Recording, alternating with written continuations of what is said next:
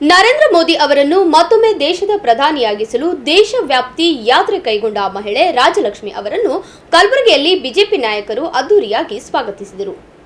BJP ನಗರಾಧ್ಯಕ್ಷ Chandu Patil ಅವರ ನೇತೃತ್ವದಲ್ಲಿ ನಗರದ ಬಿಜೆಪಿ ಕಚೇರಿಯಲ್ಲಿ ಯಾತ್ರೆ ಕೈಗೊಂಡ ರಾಜಲಕ್ಷ್ಮಿ ಅವರನ್ನು ಸ್ವಾಗತಿಸಿ ಸನ್ಮಾನಿಸಲಾಯಿತು. ರಾಜಲಕ್ಷ್ಮಿ ಅವರು ತಮಿಳುನಾಡಿನ ಮಧುರೈಯಿಂದ ಯಾತ್ರೆ ಆರಂಭಿಸಿದರು. ಹಲವಾರು ರಾಜ್ಯ ದೇಶಗಳನ್ನು ಸುತ್ತಿದ್ದಾರೆ. ಇಂದು ಕಲಬುರಗಿಯಲ್ಲಿ ಆರಂಭಿಸಿದ್ದು ದೆಹಲಿಯಲ್ಲಿ ಯಾತ್ರೆ ಪೂರ್ಣಗೊಳಿಸಲಿದ್ದಾರೆ. ಭಾರತ್ ಮಾತಾ ಕಿ ಜೈ ಸಿಯಾರಾಮ್, ಜೈ Siyaram. Vote for my vote for vote for nation, vote for Modi ಅನ್ನೋ ಕ್ಯಾಪ್ಷನ್ನಿಂದ 12ನೇ ತಾರೀಕು ಮಧುರೈ ತಮಿಳುನಾಡಿನಲ್ಲಿ ಈ ಕ್ಯಾಂಪೇನ್ ಸ್ಟಾರ್ಟ್ ಮಾಡಿದ್ದೀವಿ. ಮಧುರೈಯಿಂದ ಡೆಲ್ಲಿವರೆಗೂ 21,000 ಕಿಲೋಮೀಟರು, 65 ದಿನಗಳು, 15 ರಾಜ್ಯಗಳು, ಬುಲೆಟ್ ಮೋಟರ್ ಸೈಕಲ್ನ ಓಡಿಸ್ಕೊಂಡು vote for Modi, vote for nation ಅನ್ನೋ ಒಂದು ಕ್ಯಾಪ್ಷನ್ನಿಂದ ನಾವು ಬರ್ತಾ ಇದ್ದೀವಿ. ತಮಿಳುನಾಡು, ಆಂಧ್ರ, ತೆಲಂಗಾಣ ಮುಗಿಸ್ಕೊಂಡು ಕರ್ನಾಟಕದಲ್ಲಿ ಚಿಕ್ಕಬಳ್ಳಾಪುರನಲ್ಲಿ ಸ್ಟಾರ್ಟ್ ಮಾಡಿದ್ವಿ. ಹೀಗಾಗಿ ಕರ್ನಾಟಕದಲ್ಲಿ ಸ್ಟಾರ್ಟ್ ಮಾಡಿ 8 ದಿನ ಆಯಿತು. ಇನ್ನೂ 1 ದಿನ ಉಳಿತಿದೆ. ನಾಳೆಗೆ ಕರ್ನಾಟಕ ಮುಗಿಸ್ಕೊಂಡು ಆಮೇಲೆ ಮಹಾರಾಷ್ಟ್ರಕ್ಕೆ ಹೋಗ್ತೀವಿ. ಸೊ ಎಂಡಿಗೆ ಈಗ ಗುಲ್ಬರ್ಗ ಡಿಸ್ಟ್ರಿಕ್ನಲ್ಲಿ ಇವತ್ತು ಬಂದಿದ್ದೀವಿ. ಇಲ್ಲಿ ಭಾಳ ಭವ್ಯವಾಗಿ ಸ್ವಾಗತ ಮಾಡಿರುವಂಥ ಸಿಟಿ ಪ್ರೆಸಿಡೆಂಟ್ ಅವರು ಚಂದು ಪಟೇಲ್ ಅವರು, ಪ್ರಧಾನ ಕಾರ್ಯದರ್ಶಿಗಳಾದಂಥ ಉಮೇಶ್ ಪಟೇಲ್ ಅವರಿಗೆ, ಪ್ರೀತಮ್ ಅವರಿಗೆ ಮತ್ತು ಎಲ್ಲ BJYM ಯೂತ್ಗೆ ನಾನು ಧನ್ಯವಾದ ತಿಳಿಸ್ತಾ ಇದ್ದೀನಿ. ಅದೇ ರೀತಿ 24 ದಿನಗಳ ಕಾಲ ನನ್ನ ಈ ಪ್ರಯಾಣ ತಮಿಳುನಾಡಿನಿಂದ ಆರಂಭವಾಗಿ ಬಂದು ಈಗ 10 ದಿನಗಳ ಕಾಲ ನಾನು ಕರ್ನಾಟಕ ಫುಲ್ಲ ಸುತ್ಕೊಂಡು ಬಂದಿದ್ದೀನಿ. ಇಲ್ಲಿ ಚೆನ್ನಾಗಿ ಒಂದು ವೇವ್ ಇದೆ. ನನ್ನ ಪ್ರಕಾರ ಈ ಸಲ 28ಕ್ಕೆ 28 ಸೀಟ್ಗಳು BJPಗೆ ಬರುತ್ತೆ. ಆ ರೀತಿ ಜನರು ಒಂದು ಸ್ಪಂದನೆ ಮಾಡಿದ್ದಾರೆ, ರೆಸ್ಪಾನ್ಸ್ ಕೊಟ್ಟಿದ್ದಾರೆ.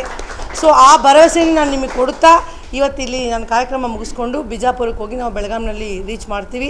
ಅದೇ ರೀತಿ ದೇಶದ ಭವಿಷ್ಯಕ್ಕಾಗಿ ನಾವೊಂದು ಜನರಿಗೆ ನೀಡೋ ಒಂದೇ ಒಂದು ಸಂದೇಶವೇನೆಂದರೆ, ದೇಶದ ಭವಿಷ್ಯಕ್ಕಾಗಿ, ಉನ್ನತ ಭವಿಷ್ಯಕ್ಕಾಗಿ, ವಿಶ್ವದಲ್ಲಿಯೇ ದೇಶವನ್ನು ವಿಶ್ವಗುರುವನ್ನಾಗಿ ಮಾಡುವುದಕ್ಕಾಗಿ, ಮಹಿಳೆಯರು ಸುರಕ್ಷಿತವಾಗಿರಬೇಕಂದ್ರೆ, ಯೂತ್ಗೆ ಡೆವಲಪ್ಮೆಂಟ್ ಸಿಗಬೇಕಂದ್ರೆ, ಇನ್ನೂ ಭಾರತ ಬಲವಾದ ದೇಶವಾಗಿ ಆಗಬೇಕಂದ್ರೆ ಮತ್ತೊಂದು ಬಾರಿ ಮೋದಿಜಿಯವರು ಪ್ರಧಾನಮಂತ್ರಿ ಆಗಿರುವ ಅವಶ್ಯಕತೆ ಇದೆ.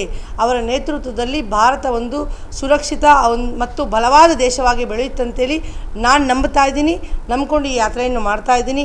ಇವತ್ತಿನ ದಿವಸ ರಾಜಮಹಾಲಕ್ಷ್ಮಿ ಮಾತಾವರು ಒಂದು ಬೈಕ್ ರ್ಯಾಲಿ ಮುಖಾಂತರ Madurai to Delhi 21,000 kilometre bike ಮ್ಯಾಗ ಅವ್ರ ಒಂದು ಸವಾರಿ ತೊಗೊಂಡು ಮೋದಿಜಿಯವರಿಗೆ ಮತ್ತೊಮ್ಮೆ 3ನೇ ಸತಿ ಪ್ರಧಾನಮಂತ್ರಿ ಮಾಡಬೇಕಂತ ಹೇಳಿ ಒಂದು ಸಂಕಲ್ಪ ತೊಗೊಂಡು ಹೋಗ್ತಾ ಇದ್ದಾರೆ.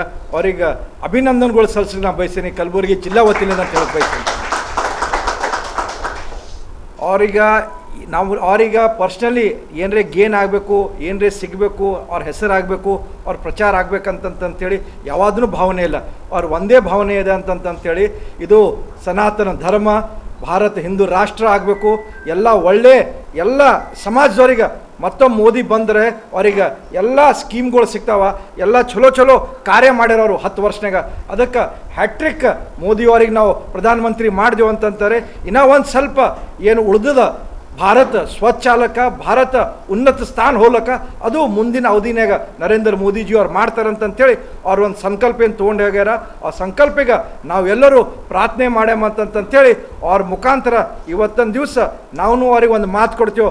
ತಮಗೆ ಈ ಒಂದು ಲೋಕಸಭಾ ಜಿಲ್ಲೆಯಲ್ಲಿಂತ ಮತ್ತೊಮ್ಮೆ ಭಾರತೀಯ ಜನತಾ ಪಾರ್ಟಿ 400 ಪಾರ್ ಆಲಕ್ಕ ನಾವೊಂದು ಲೋಕಸಭಾ ಸದಸ್ಯರಿಗೆ ಕಳಿಸ್ತೇವೆ ಅಂತೇಳಿ ಅವರಿಗೆ ಧನ್ಯವಾದಗಳು ಹೇಳಕ್ ಬಯಸ್ತೀನಿ. ಈ ಸಂದರ್ಭದಲ್ಲಿ ಪ್ರಧಾನ ಕಾರ್ಯದರ್ಶಿ ಉಮೇಶ್ ಪಾಟೀಲ್, ಸಚಿನ್ ಕಡಗಂಚಿ, ಕೃಷ್ಣ ನಾಯಕ್, ಬಸವರಾಜ್ ಮನ್ನಳ್ಳಿ ಸೇರಿದಂತೆ ಅನೇಕರು ಉಪಸ್ಥಿತರಿದ್ದರು.